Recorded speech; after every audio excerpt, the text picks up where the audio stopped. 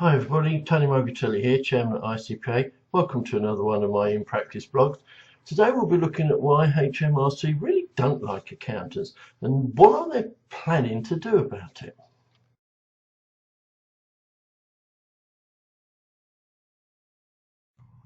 Ever since the first calculation of the supposed tax gap, HMRC have become somewhat obsessive about this particular statistic. It's recently resurfaced again with HMRC stating that according to their figures, 70% of SMEs are using an agent. Okay, nothing much to write home about there. I'd have thought it might have been a bit higher, but there you go. So 70% of SMEs are using agents. But HMRC are very keen to point out that apparently SMEs account for a whopping 44% of the tax deficit. Now, that's 44%, but what is the inference that they are trying to draw from pointing out this statistic? Well, it's fairly obvious, isn't it, that they're inferring that accountants have some sort of control, maybe complicit, or are the cause of 44% of the tax gap. This surely is absolute nonsense. But let's have another look at this particular tax gap of 34 billion.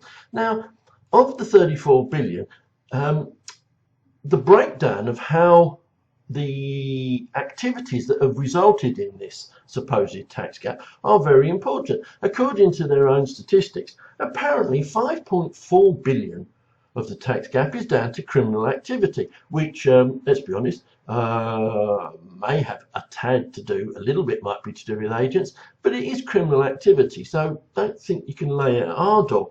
There's a further 4.4 billion, which is down to non-payment. Now, I know HMRC genuinely seem to believe that we as agents have some sort of control over paying our clients' liabilities, as anyone who's had to take a phone call from the dreaded debt management unit will understand. We actually don't have any control over whether our clients do or do not pay their bills at the correct time.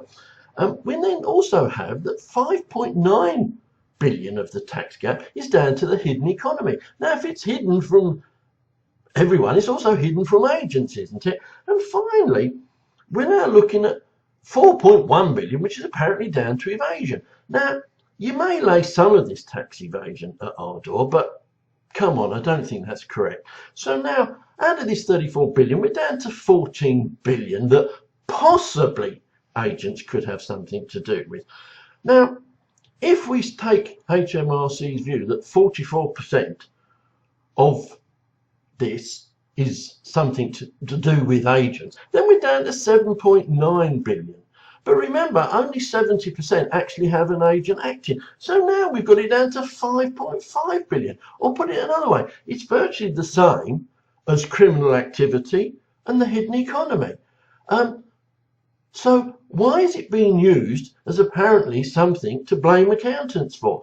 Well, I'll tell you why it's an important statistic, because because HMRC are placing something very important around it.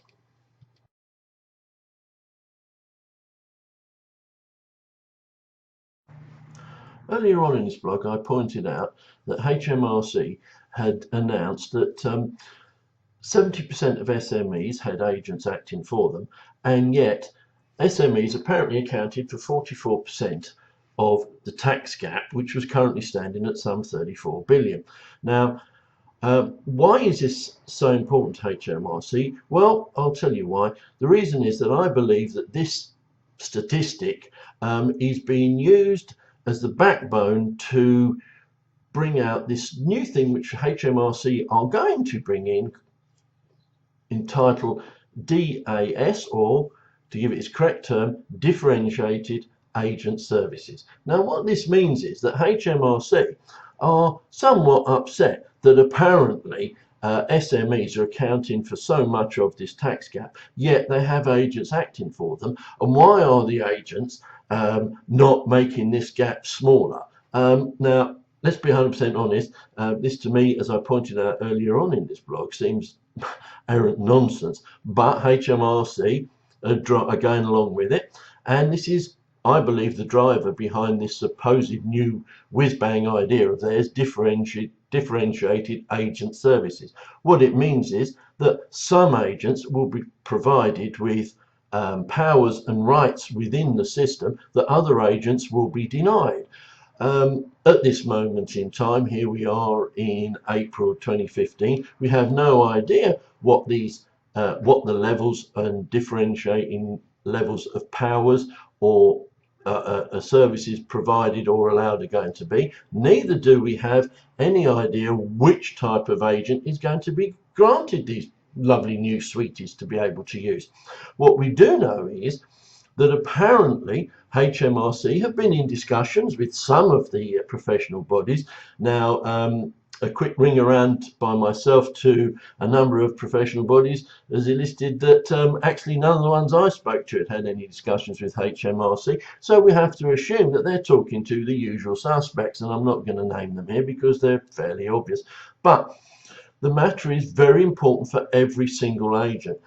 HMRC, not only are they going to give some agents added powers and support going forward, but they are also wanting to draw up a code of practice. Now, is it right for HMRC to be the ones drawing up a code of practice for agents? I don't think so. Is it correct that HMRC are going to be in the position to say to one accountant in a town, you can have access to this, this, and this, and also because we're giving you this access, that means that we will not be investigating your clients, or as they care to call it, they will have a lighter touch, whereas another agent who has done absolutely nothing wrong, who has caused no problems whatsoever, will not get the same. Will HMRC be as quick to withdraw these goodies if they believe an agent is doing badly? I just don't know. We're not getting enough information about this. But really and honestly, we don't need information about this. What we need to do is say this is just rank wrong in every which way. You cannot prefer one group of agents over another group of agents based upon your criteria of what you believe is good service or not good service. I will always point out that, in my opinion, any agent who takes an errant taxpayer who has not been producing his figures on time, does not bring his books in, but actually turns them around over a period of years into a compliant taxpayer, deserves far more help and support than others who basically have nothing to do with those type of clients, who bring their books in late and who are not as compliant as they would like them to be. Now, come on. We as agents need to get behind this and say this is not right. We're not going to set one agent or one type of agent who is a member of one organization against another agent. This cannot be right in any which way.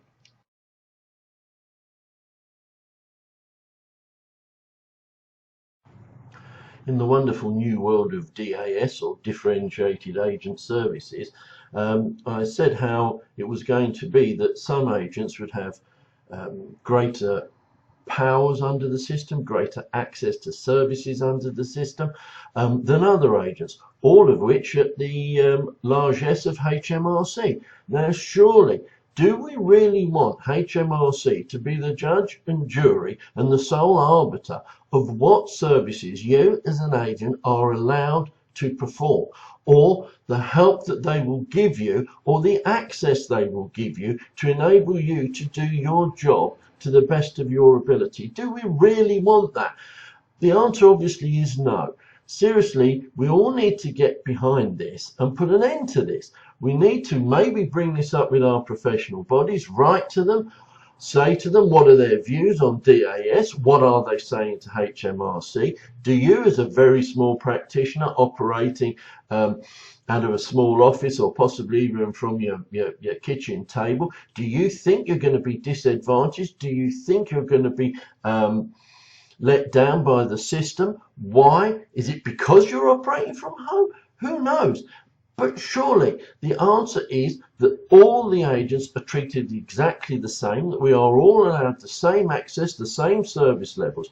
HMRC have it within their powers to deal with errant agents all day long. They've got plenty of powers, plenty of capability to do it within the system as it is. They should not, repeat, they should not be the sole judge and jury as to whether or not an agent is allowed to have access to certain parts or certain services or additional support going forward. This really has to be put an end to.